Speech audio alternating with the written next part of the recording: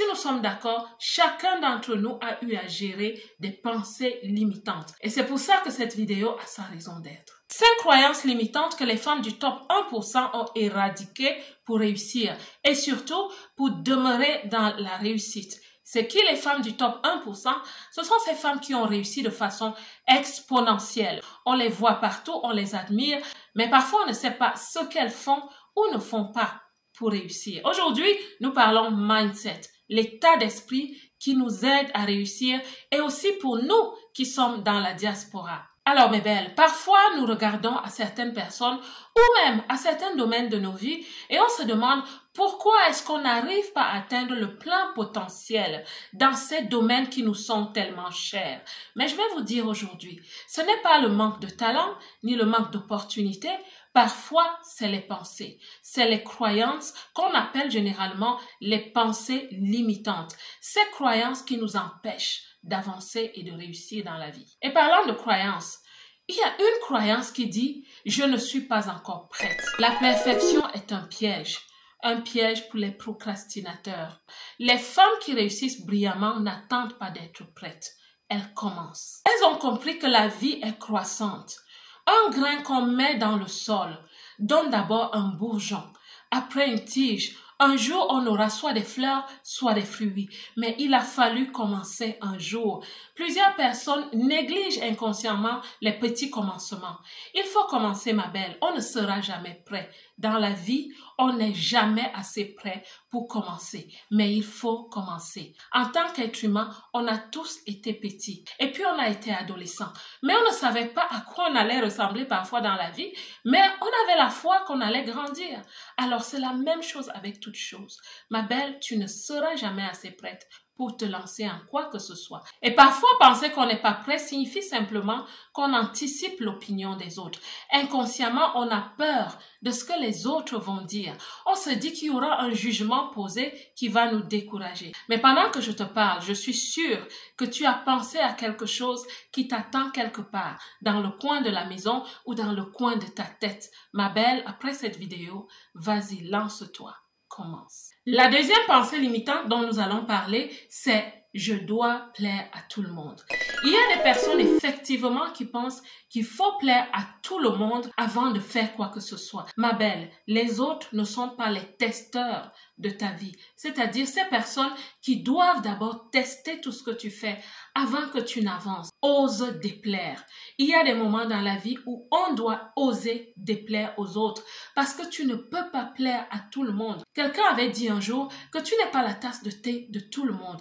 Et réciproquement, tout le monde n'est pas ta tasse de thé. Ma belle, parfois on essaie de plaire aux gens qui ne nous connaissent même pas. Et c'est un piège. Pour nous qui sommes sur les réseaux sociaux, nous devons faire attention à ce piège. Nous sommes ici pour une mission, une vision. Nous souhaitons apporter de la valeur aux autres. Un point barre. La source de plusieurs compétitions est liée à cela.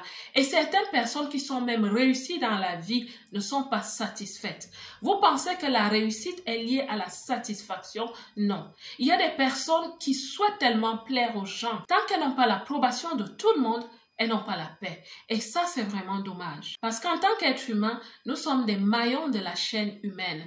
Quelle que soit ta chaîne humaine, qu'elle soit familiale, sociétale, au niveau professionnel, tu es appelé à ajouter de la valeur. Tu n'es pas appelé à plaire, mais à ajouter de la valeur. Les gens ne te rémunèrent pas parce que tu leur plais ou parce qu'ils te plaisent. Ils te rémunèrent parce que tu ajoutes de la valeur. Nous devons nous concentrer à ajouter de la valeur. Et je vous assure, mes belles, les femmes du top 1% de ce monde, elles savent qu'elles ne sont pas la tasse de thé de tout le monde, alors elles continuent leur vie sans regarder ni à gauche ni à droite. La troisième croyance que nous allons éradiquer dans cette vidéo, c'est celle qui dit « je ne suis pas compétente ». Imposteur, impostrice, imposteuse que tu sois, ma belle, tu as des compétences. Le problème avec le syndrome de l'imposteur, c'est qu'il paralyse. Il paralyse même les compétences des personnes les plus brillantes. Le syndrome d'imposteur te dit que tu n'es pas à la hauteur. Il te dit que tu ne vaux pas la peine. Il te dit que tu n'es pas à ta place.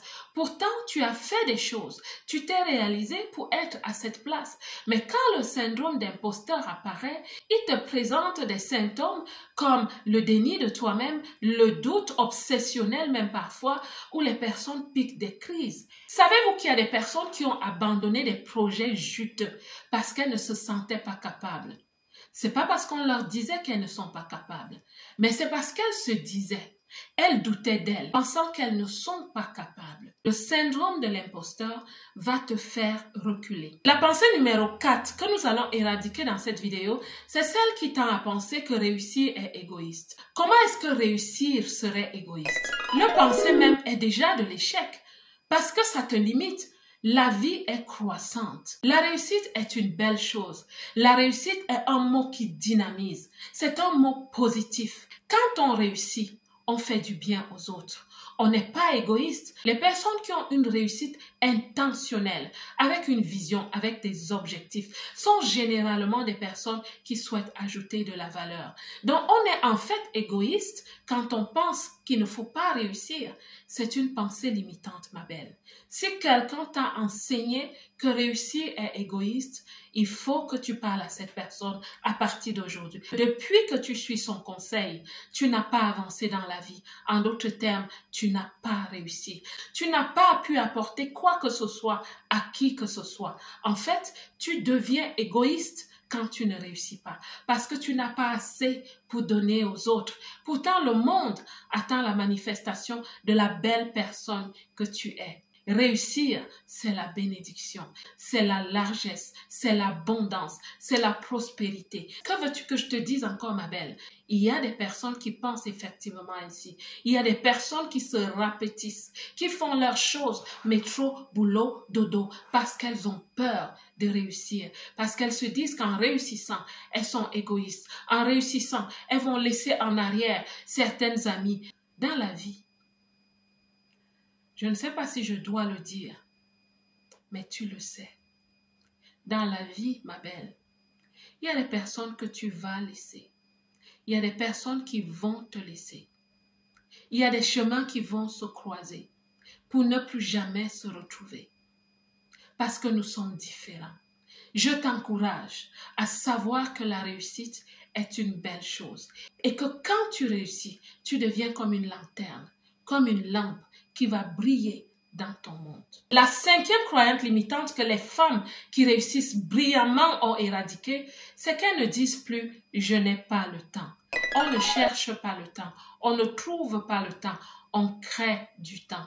Parce qu'en tant qu'adulte, entrepreneur, quel que soit ce que vous faites, vous aurez toujours besoin du temps. Le temps, nous devons apprendre à le multiplier. On le fait de plusieurs façons.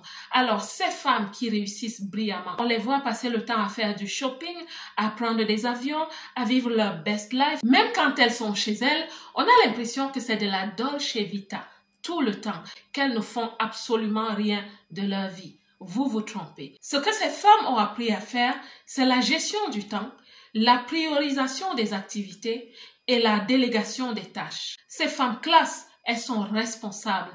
Elles sont passées maîtresses de ces habitudes. Elles ont un agenda, un planeur pour organiser leur temps. Elles ne sont plus dans l'accessoire. Elles sont stratégiques. Elles se donnent des priorités parce qu'elles sont devenues la priorité. Elles comprennent la valeur de leur temps parce qu'elles savent que ce qui est important de plus en plus dans la vie, c'est les humains, c'est les personnes autour d'elles, c'est les moments de qualité qu'elles passent avec les gens. Je vous assure, ceci est vraiment un secret. Parfois, nous sommes dans tout. On va aller dans toutes les fêtes. On va s'occuper de tout. Il y a des activités urgentes. Il y en a qui sont importantes. Il y en a qui sont même super importantes. Tu dois faire la part des choses, ma belle. Parce que la vie, en fait, c'est la vie. On ne vit pas pour travailler, mais on travaille pour vivre. C'est le secret des personnes qui réussissent bien et qui réussissent à un niveau élevé. Elles se débarrassent de tout ce qui est artificiel, superficiel, accessoire. C'est des femmes qui ont aussi appris à faire confiance aux autres. Elles peuvent déléguer. N'oubliez pas de liker, de commenter, de partager avec une autre sœur dans la diaspora. Que Dieu vous bénisse comme d'habitude. Moi, je vous aime.